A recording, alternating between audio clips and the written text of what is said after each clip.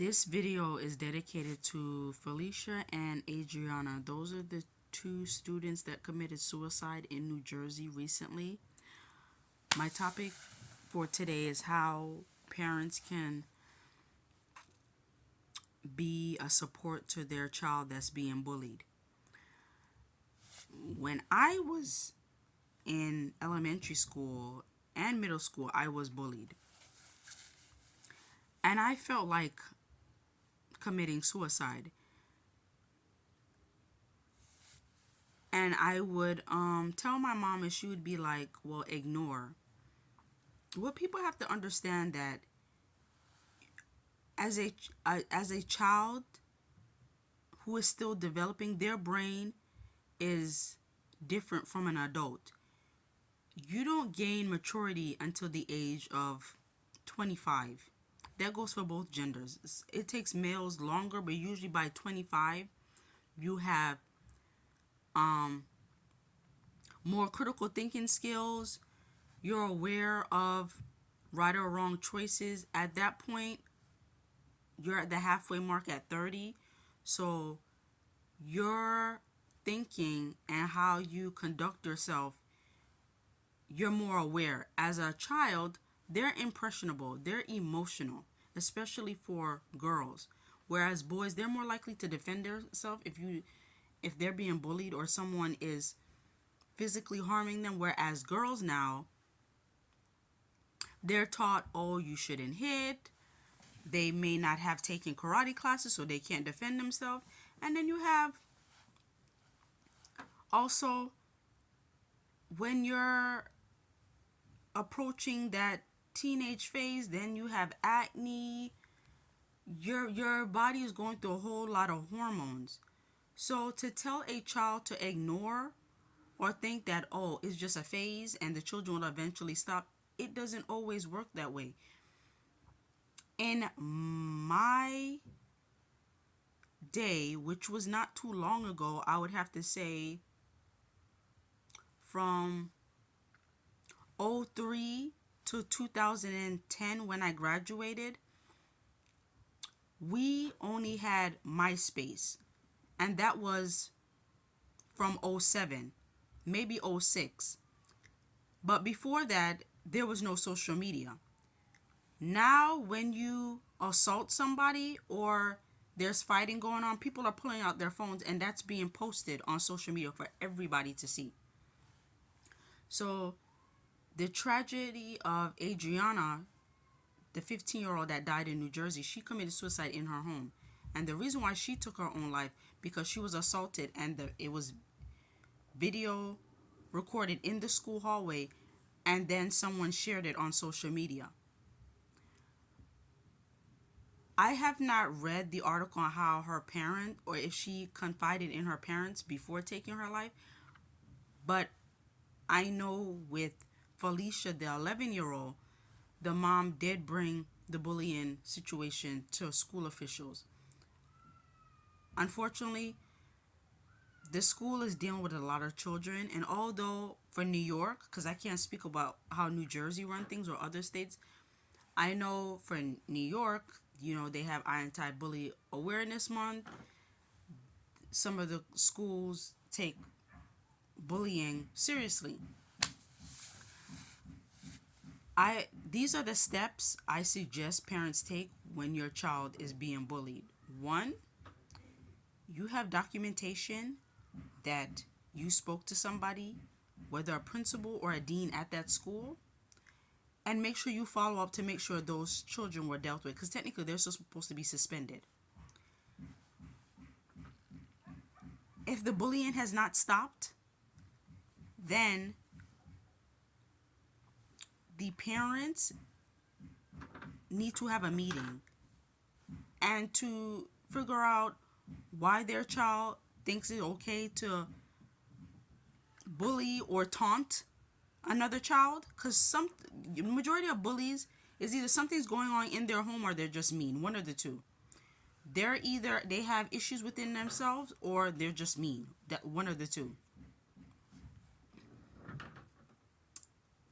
If that doesn't work, and notice that I said that parents are supposed to meet with parents, because I've also read news article where parents have taken matters into their own hands and put their hands on children, and you will go to jail and you will be charged with child abuse, because as an adult you cannot put your hands on children. Granted, unfortunately, there's children that are disrespectful and it's warranted, but the law is the law. You cannot put your hands on a minor, especially if they're under age of 18.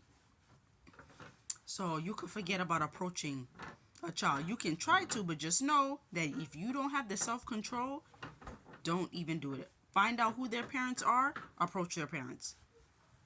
If that does not work, the next thing that needs to happen, and this is if it gets physical.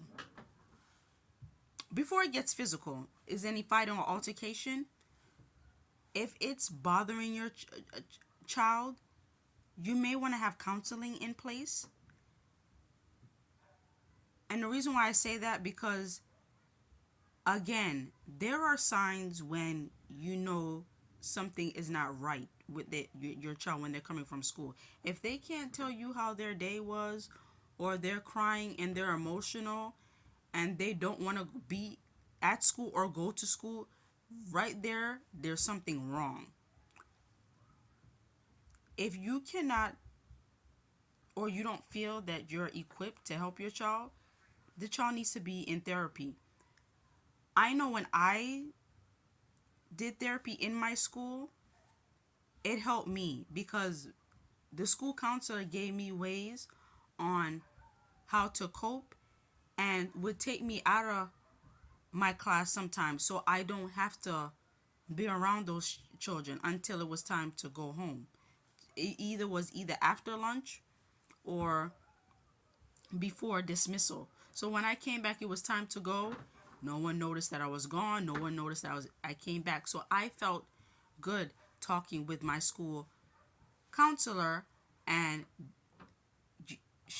that school counselor was a way for me to express myself and have somebody to talk to, since I didn't have a support system at home. People will find ways not to go to therapy or think that is a phase. The children will eventually stop. But there are too many children committing suicide. It's very disturbing when I read every other month a 9, 10-year-old, 11-year-old commits suicide. That's very young. Because it makes you wonder, what was that child going through, or what made them keep that bottle up to where their family or relative or friends did not know or were not aware that they would commit suicide. Now, granted, when people commit suicide, because people think there are signs, a lot of times it's not signs. People can disguise their feelings very well, so you don't know. But I feel like with children, that's very hard, because some of them will shut down. They will not talk. Their hygiene, their appearance is even off. So I'm just not understanding how parents do not know that their children are suffering emotionally due to bullying. This is not to blame the parents, but we just need to take measures on protecting our children. Now, once your child is in therapy, then once the bullying starts from taunts, verbal abuse, and it escalates to physical, take your child out of school and make sure that the parents or those children, preferably middle school, because you can't really charge a child unless they commit murder. But if it's assault, I know usually middle school they could be charged as a juvenile. And see to it that those children are dealt with, and you move your child out of the school. Because granted, yes, we have to learn how to deal with people, but you want to feel safe. Because imagine I go to work and I'm being harassed and I feel some type of way. I'm not going to sit there and take it. That's why there's laws in place for people that's being harassed at the job. So if there's laws in place for people being harassed at the job, why are there any laws in place for people being bullied? Because children come there to learn, interact. You're not gonna have fun because school is to learn, but it should be fun also. But no one should be miserable for 6 to 8 hours a day, Monday through Friday. It just like you're at school more than you're at. These children are at school more than they're at. They spend more time at school than they're at home. They have to feel comfortable, and they have to have trusted adults that will listen to them and be aware of what's going on in that school. This is a tragedy, and I'm just not understanding what's going on with the school system, because there is no way that children should feel unsafe. And another thing, middle school and high school, those children need to have their phone confiscated. None of them students should have, as a matter of fact, this is where I fault the parents. You need to confiscate your child's phone. Especially if they take the bus to school and the bus back, their phone could be left home at the house until they come back, locked away until they come back. Or schools need to implement, because it's done here in New York, implement having set up a little vehicle outside where it holds the student's mobile phone and they could get it back when they leave school, so that no one is recording anybody, no one is on their phone to spread any kind of hate messages or do any kind of cyberbullying. You have no phone, nobody has to upload anything, and no one has to feel embarrassed. I just don't understand how children have their phone and parents allow their children to have their phone. Now, granted, if your child stays after school, fine, because the child, an emergency happened, the child needs to call you. But they should not have their phone on them while in class. They should not. I didn't have a cell phone in middle school or high school. And I did pretty well, because God forbid if anything were to happen, the school is supposed to have something in place for an emergency. So I didn't really need my phone. But now it's different. Children have their phone. They're recording. They're making videos in class. And you see it on TikTok and Instagram. So I know it's happening. And it's like, why do they have their phone? Because at work, you cannot have your phone. And if you do have your phone, you're getting written up, because you come there to work. Now, if you have some free time, then yeah, you could go on your phone, but you're not supposed to be having personal calls, texting, or going on social media at work. So why is that same concept not implemented for middle schoolers and high schoolers? Yes, but please be aware of your children if they feel not themselves. There are signs there, and please make it a habit to ask your children how they went. I know that work is draining. You may have multiple children, but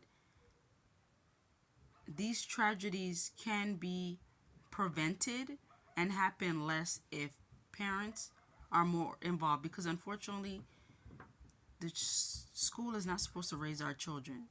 The children are there to learn. The school is supposed to protect them during the hours that they're there. But again, some of these schools have limited staff. The teachers are already overwhelmed. So it's up to the parents to make sure that their child is emotionally okay, because not every child will be happy, but doing good emotionally, and that your child feels comfortable talking to you, and you have that open door policy. Because again, parents seem to think that, oh, the school is supposed to do X, Y, and Z. No, that's your job. They're supposed to teach your children, and you're supposed to implement what they teach, and you're supposed to raise your children. But school is not responsible in raising our children. They're not. That's our job, and it's our job to ensure that we are involved in our children's life. For me, I put certain careers goals on hold. I work, but my jobs are temporary because I want to be involved in my children. I want to be able to tell the job, hey, I can't commit to this day, or I have to leave work early to deal with my child, because at the end of the day, I'm replaceable to that job. I don't get another child. They can replace me, the job. It's going to be hard for me to find another job, yes, but I don't get another child. And even if I could get pregnant again or have multiple children, each of my children are unique. And when you lose one, you don't get that child back, that same child back. So it's up to me to put my children first and my career goals on hold until they're older and I know that they're okay emotionally, and and they're able to be productive citizens, or at a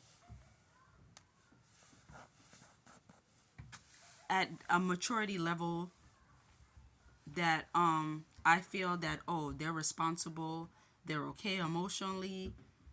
I don't have to worry about them, and usually that's not until age, to me, 16 and up, when they're learning to drive. And even with that you still worry about them, but usually at that age they're getting ready to graduate high school. They can work and earn their own money, so they're on the path to adulthood. Whereas under age 16, you're providing for them financially, they're still under your roof, and they're still going through different phases in their life, and they need you, because when they're babies and toddlers, they need you, but all you have to do is play with them, clothe them, protect them. And they find ways to make themselves happy with toys, interacting with siblings, having play dates. As they grow older now, and especially in, unfortunately, middle school, they like to have their own little cliques. Usually people in sports, cheerleading, volleyball, certain clubs, then who's cool, who's a nerd. So everything is divided in middle school. So they feel some type of way, because at home the child may be treated equally, but at school you tend to be considered awkward or outcast, the cool kid or whatnot. So you feel some type of way. So now they're going through emotions. Some children, preteens, sometimes teenagers, feel like they cannot come to their parents because parents do be judgmental and tend to close off their child and don't want to listen to anything they have to say or any suggestions. So then children start getting into things on social media, picking up bad habits, picking up bad company, then the marijuana usage, drinking, having sex early. So yeah, all of that comes into play due to peer pressure and them trying to find an outlet or trying to figure out themselves. So they're going to act out and rebel. So I feel like in middle school and senior year of high school is very crucial, because these children are still trying to find themselves and they're going to make poor decisions. You can try to parent your child very well and be supportive, but at the end of the day, You can't be around your child 24/7. You cannot. You'll drive yourself crazy. But what you can do is be aware of what's going on. And if something is concerning or is alarm, then that needs to be dealt with, because then it could escalate into something bigger. I just don't want to hear about any more suicide of little children, because they are a blessing and they need to be told that every day, that they matter and that they should be here. No 9, 10 year old should be surfing the net finding ways on how to commit suicide. I honestly believe that they learned that off the internet, because there is no way that you're going to wake up and daydream one day, oh, well, how am I going to kill myself? That These children are tech savvy. And this is why parents need to be mindful of what their children is searching up and whatnot. And this has nothing to do with the parents of Adriana and Felicia, but the other parents, unfortunately, that child has committed suicide, and they found out how their child went about it and researched that information. So just be more vigilant and be aware. If you know you're unable to deal with your child's depression, seek help. Seek help, because they'll be appreciative of it later, and thank you for it, because even as adults we need somebody to talk to. So I could only imagine how children feel, and we're adults. But again, a lot of time adults can't even ignore what's going on with them or hide it, or even we have short tempers and we're quick to snap at somebody if they even look at us or say something slick. So I could only imagine how a child is feeling when you're being taunted and you feel that you're beautiful and you look good, but somebody else or a group of children feel that you're not worthy. That's going to mess with you and your self-esteem. So that's not something that you could just ignore and hope that they stop. Because again, you're with these children for majority of the day, 5 days a week. You have to feel comfortable. And if you're not comfortable going to school, that's a problem. So we do need to make sure that the schools are held accountable and that they have to contain those their students. We may have to get more teachers aid in the classroom. Like I said, I reside in New York. So New York has more resources than other states. But those states where the teachers are overwhelmed and the school is notorious for bullying and not taking bullying seriously, they need to hire teacher assistants. The principal should be held accountable. That's her school. Find a way to have a relationship with your principal. Although they're busy and some of them do not know half of the students in their school, make it your business as a parent to find out who's the superintendent in your school and the principal, because they need to know what's going on, or you write them up. Make sure they have a write-up or complain to the Board of Ed, because they're supposed to handle that. They hire them, the Board of Ed, they can fire them. We have to make sure that we exhaust all the available resources that we have at our fingertips when it deals with our children. Because again, as parents, those are our children. We're responsible for them. But when they're not with us and they're in school, daycare, and in college, those teachers, staffs, and deans and superintendents need to be held accountable for the times that those students are in school and they don't feel safe. They need to be notified. Thank you for listening.